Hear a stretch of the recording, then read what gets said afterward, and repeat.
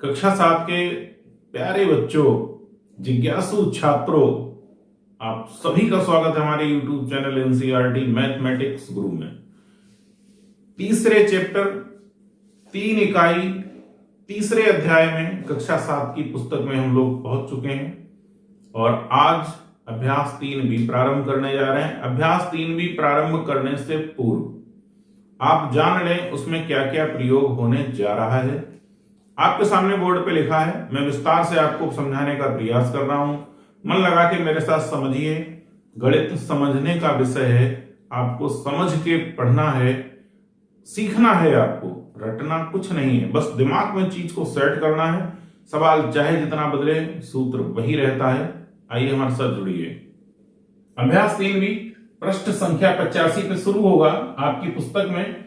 सांख्यिकी, जिसे इंग्लिश में कहते हैं स्टैटिक्स, कक्षा 7 के बच्चों के लिए।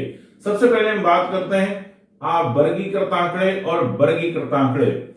अवर्गीकृत को इंग्लिश में कहते हैं अनक्लासिफाइड डाटा, वर्गीकृत को कहते हैं क्लासिफाइड डाटा। जिस डेटा को, जिस आंकड़ों को किसी व्यवस्था में वर्गीकृत करके रखा गया है, व्यवस्थित रखा गया है, वो होते हैं वर्गीकृत। समांतर माध्य इंग्लिश में कहते हैं अर्थमेटिक मीन, जब बारंबारता नहीं दी हो। शब्द नया आपको क्या मिला? बारंबारता। समझिए बारंबारता क्या होती है। यहां पर शब्द लिखा है बारंबारता। बारंबारता को इंग्लिश में कहते हैं फ्रीक्वेंसी। बारंबारता को मतलब क्या है, दोनों चीजें मैं बता रहा हूं। दो शब्द आए, अवर्गीकृत आंकड़े और वर्गीकृत आंकड़े।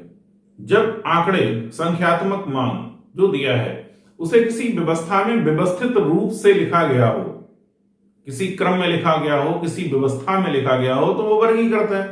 और जो ऐसे ही अव्यवस्थित लिखे हैं वो अवर्गीकृत है। ठीक, फिर बात कर रहे हैं बारंबारता की। जो भी आपको आंकड़े दिए हैं, उन आंकड़ों में जिस आंकड़े की कितनी बार आवृत्ति हुई है, कितनी बार कोई आंकड़ा दोहराया गया है। जैसे कक्षा 10 के छात्रों ने 5 छात्र थे, जिनमें 3 के 10-10 अंक आए और 2 के 5-5 आए, तो 3 के 10-10 आए, तो इसकी बारंबारता 10 की कितनी हो गई? 3, क्योंकि 10 अंक 3 बार दोहराए गए। कोई भी संख्यात्मक मान जितनी बार दोहराया जाता है वही उसकी बारंबारता होती है। अब बात करते हैं समांतर माध्य की। कई पद हैं, उन सब पदों को जोड़कर पदों की संख्या से जब भाग करते हैं तो उसे कहते हैं समांतर माध्य। चलते हैं। समांतर माध्य जब बारंबारता नहीं दी हो, बारंबारता मींस फ्रीक्वेंसी। समांतर माध्य निकालने का सूत्र है ये, और सूत्र क्या है? x1 plus x2 plus x3 plus dot dot plus xn। ठीक है, अपान n।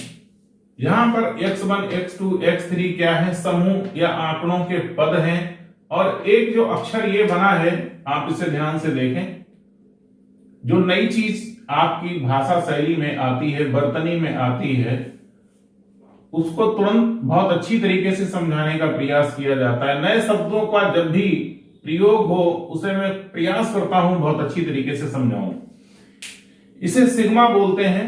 सिग्मा एक ग्रीक भाषा का शब्द है। जैसे हम लोग संस्कृत पढ़ते हैं, हिंदी पढ़ते हैं, उर्दू पढ़ते हैं, वैसे ही भाषा है ग्रीक, उसका यह शब्द है सिग्मा। सिग्मा का मतलब क्या होता है? जितनी चीजें हैं उन सबको जोड़ देते हैं, सम ऑफ टोटल, जितने पद हैं इन सबको जोड़ देते हैं तो कहते हैं सिग्मा एक्स, इन सब के जोड़ को। ठीक, n क्या है? पदों की संख्या है। समांतर माध्य निकालने का सूत्र है सिग्मा एक्स अपान n। n आंकड़ों में कितने पद दिए हैं वो पदों की संख्या है। दूसरा सूत्र है समांतर माध्य जब बारंबारता दी हो। तो हम समांतर माध्य कैसे निकालते हैं? सूत्र आपके सामने है। पहले पद की पहली बारंबारता से गुणा करते हैं, फिर जोड़ देते हैं दूसरे पद को दूसरी बारंबारता से गुणा करके, और इस सब गुणनफल को जब जोड़ते हैं तो सिग्मा एफ एक्स बटे सिग्मा एफ, यानी जो टोटल बारंबारता दी है उस बारंबारता को जोड़ते हैं। ये आपका सूत्र है। अब हम चलते हैं अभ्यास 3B के पहले प्रश्न से। आप लोग मुखातिब हो रहे हैं, मुलाकात हो रही है। 5 शिक्षार्थियों के गणित की परीक्षा में प्राप्तांक कितने इतने हैं। अब आपको क्या निकालना है? शिक्षार्थियों के प्राप्तांकों का समांतर माध्य निकालना है। ठीक है, जो दिया है उसे यहां नोट करेंगे। दिया है, ये जो आंकड़े आप देख रहे हैं प्राप्तांक, ये x का काम करेंगे। x1 यानी पहले छात्र के प्राप्तांक 40, x2 अर्थात दूसरे छात्र के प्राप्तांक 50, x3 मतलब तीसरे छात्र के प्राप्तांक 68, x4 कहने का अर्थ चौथे छात्र के प्राप्तांक 70, x5 72। ठीक, ये 5 छात्र हो गए जिनके प्राप्तांक इस तरीके से x1, x2, x3 और x4 के रूप में लिख लिए गए। अब दूसरी चीज आपको क्या दी है? पदों की संख्या या आंकड़ों की संख्या। ठीक, कितने आंकड़े हैं आपके पास, कितने पद हैं, इसे हम कहते हैं n। ठीक, n बराबर दिया है 5। आपको क्या निकालना है? समांतर माध्य। समांतर माध्य कैसे निकलेगा? सिग्मा x बटे n, ये सूत्र। सिग्मा x का मतलब x1 plus x2 plus x3 plus x4 plus x5 बटे पदों की संख्या 5, इनकी जगह। ठीक, अब x1, x2, x3, x4 और x5 तक इसलिए लिखा गया क्योंकि 5 पद ही दिए थे। इनका मान रखते हैं बेटा। x1 की जगह 40, x2 की जगह 50, सभी के बीच में प्लस का चिन्ह लगेगा, फिर 68 68, फिर 70, फिर 72 बटे 5। ठीक, 2 0 और 8 10, हासिल 1, 7 7 14 और एक हासिल वाला 21 और 10 0। ठीक, भाग 5, 5 से काटेंगे, 5 छक्का 30, 60 आंसर। जो प्राप्तांकों का समांतर माध्य है वो 60 अंक है। अभ्यास 3 के दूसरे प्रश्न की तरफ, पेज नंबर 85। प्रश्न ये कहता है कि 15 मजदूरों की, किसी फैक्ट्री के 15 मजदूरों की प्रतिदिन की मजदूरी इस तरीके से दी है और आपको निकालना क्या है? मजदूरी का समांतर माध्य निकालना है। ठीक, तो जब हम इसे हल करेंगे तो कैसे हल करेंगे? समांतर माध्य निकालने के लिए हमारे पास क्या होना चाहिए? समांतर माध्य का पहले सूत्र लिखते हैं। अभी इसमें बारंबारता नहीं दी है तो इसलिए वह सूत्र लिखेंगे जिसमें बारंबारता की आवश्यकता नहीं होती है। सिग्मा x अपान है। अब सिग्मा x जो चीज दी है वो मैंने यहां नोट कर दिया है। पदों की संख्या का योग, इन सभी का योगफल करना है। और n कितना दिया है? पदों की संख्या कितनी है? 15 दिया है, n बराबर 15 और x1 से x15 के मान आपको दिए हैं। ठीक, जो मैंने आपको यहां नोट कर दिए। इसका अर्थ ये होगा x1, x2, x3 और कहां तक हमें जोड़ना है? 15 तक बटे 15। मान जोड़िए, रखिए 70, फिर 110, 65, 80, 75, 85, 80, 76, 94, 100, 105, 110, 103, 81, 86 बटे 15। सभी को जोड़ना है आपको। कैसे जोड़ेंगे?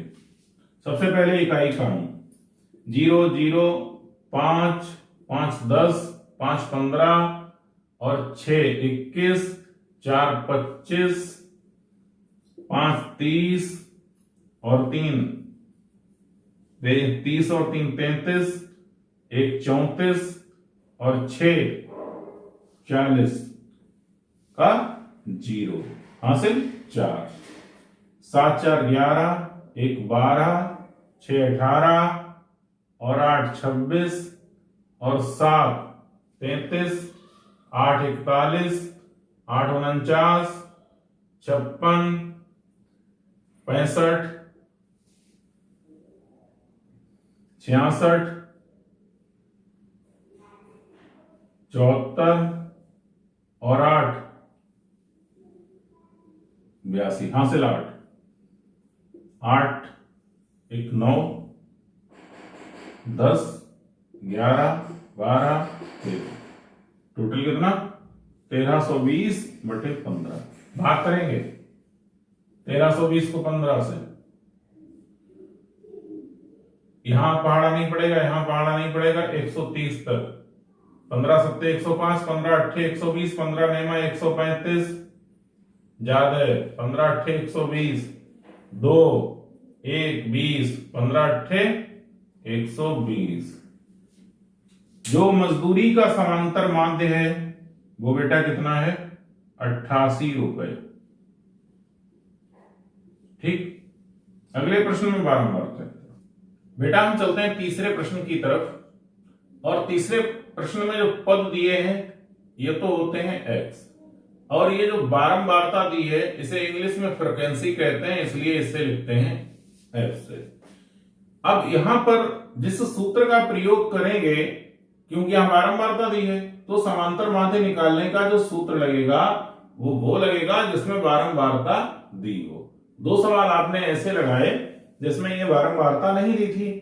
अब जो दी है तो ये है क्या, ये x1 है, ये x2 है, ये x3 है, ये x4 है, x5, x6। ठीक इसी प्रकार से ये f1, f2, f3, f4, f5, f6। ठीक, निकालने का सूत्र जब बारंबारता दी होती है उस समय हम समांतर माध्य निकालते हैं, उसका सूत्र होता है सिग्मा fx अपान सिग्मा f। ठीक, तो यहां पर लिखेंगे पद, यहां लिखेंगे बारंबारता। अब यहां पर बारंबारता को f से, इसे x से, अब यहां क्या लिखेंगे f गुणा x, इसकी गुणा। ठीक, जोड़ की बात करेंगे बाद, पहले पद लिख ले रहे हैं 4 6 8 10 12 14। ठीक, बारंबारता 3 4 2 2 6 8। इसके सामने लाइन इसलिए खींच दी है ताकि आप लोग कंफ्यूज ना हो। अब fx का मान कैसे निकलेगा, 4 गुणा 3 बराबर 12, 6 गुणा 4 बराबर 24, 8 गुणा 2 बराबर 16, 10 गुणा 2 बराबर 20, 12 गुणा 6 बराबर 72, 14 गुणा 8 बराबर 14 अट्ठे 112। ठीक, अब हमें निकालना क्या है सिग्मा एफ। सिग्मा एफ का मतलब इसको जोड़ेंगे, 4 3 7 2 9 2 11 और 6 17 8 25। इसके इस गुणनफल को जोड़ेंगे तो वो चीज क्या होगी सिग्मा एफ एक्स। इन सभी के गुणनफल का जोड़, ये 2 4 6 6 12 और 2 14 2 16 के 6 हासिल 1 1 और 1 2 2 4 1 5 2 7 7 14 1 15 हासिल 1 और 1 2। समांतर माध्य जब निकालेंगे तो समांतर माध्य का सूत्र क्या हो जाएगा भाई, सिग्मा एफ एक्स बटे सिग्मा एल।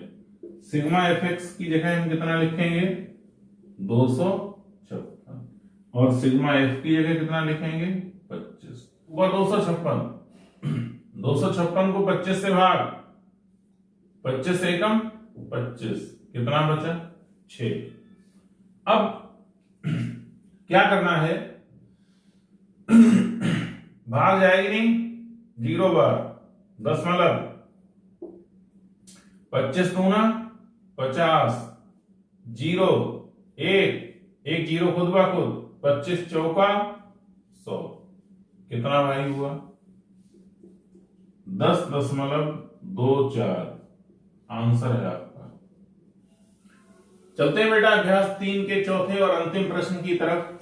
एक टेबल दी है आपको, एक सारणी बना के दी है, शिक्षार्थियों की ऊंचाई सेंटीमीटर में लिखी है और नीचे लिखी है बारंबारता। पहले तो आप प्रश्न का अर्थ समझ लें।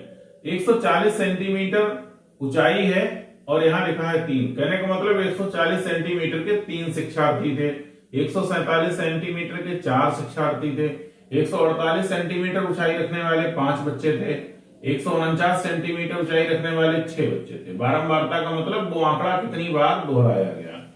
अब जो बारंबारता दी है और आपसे निकलवा रहा है समांतर माध्य, तो उस समय समांतर माध्य निकालने का सूत्र क्या होता है भाई, सिग्मा एफ एक्स बटे सिग्मा एफ।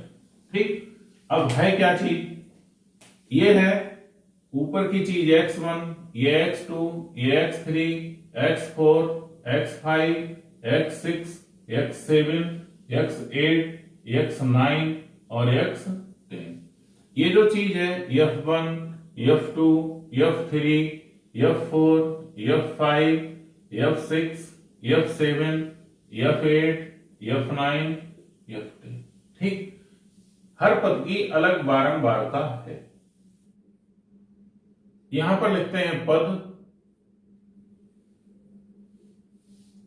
कितने हैं 140, बारंबारता कितनी है 3। फिर 147, बारंबारता कितनी है 4। फिर 148, बारंबारता 5।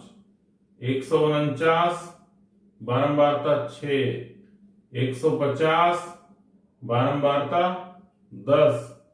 151, बारंबारता 7। 154, बारंबारता 5। 158, बारंबारता 4। 159, बारंबारता 4। 160, बारंबारता 2। ये पद और ये हो गई आपकी बारंबारता। ठीक, अब इनका करना है, सिग्मा एफ चाहिए तो इन्हें जोड़ते हैं, 3 4 7 5, 7 5 12 6 18 7 25 5 30 और 10 40, हासिल 4 4 और 1 5। सिग्मा एफ 50 आ गया। इससे इसकी गुणा 0 14 3 42, 4 7 28 के 8, हासिल 2, 4 चौक 16, 17 18, हासिल 1, 4 एकम 4 और 1 5। फिर इसकी गुणा 5 8 40, 5 8 40, 4 5 चौका 20 और 4 24, हासिल 2, 5 एकम 5 और 2 7। इसकी 6 नेम 54 के 4, हासिल 5, 6 चौक 24 और 5 29, हासिल 2, 6 एकम 6 और 2 8। फिर जब इसकी 10 से गुणा करेंगे 2 0 हो जाएंगे, यहां 5। इसकी 7 एकम 7 और 7 गुणा 35 के 5, हासिल 3, 7 एकम 7 और 3 10। अब इससे करते हैं 5 चौका 20, 5 पंजे 25 और 2 27, हासिल 2, 5 एकम 5 और 2 7।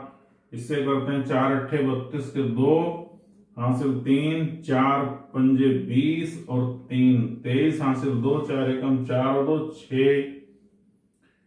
4 9 36 के 6 हासिल 3, 4 पंजे 20 और 3 23, 4 एकम 4 और 2 6, 16 दूनी 32। ये चीज जो है आपकी वो एफ और एक्स से गुणा होके प्राप्त हुई सिग्मा एफ एक्स। ये आपका गुणनफल प्राप्त हुआ। अब इसका करना है जोड़, पूरे के गुणनफल का जोड़ करना है। करिए तो ये आएगा 7557। ठीक, निकालना क्या है? समांतर माध्य सिग्मा एफ एक्स बटे sigma F. Sigma F x 7557 बटे 50, 50 से भाग करना है। 5 एकम 50 एकम 50, 5 2, फिर अगले 5 उतरेंगे, 5 पंजे 25,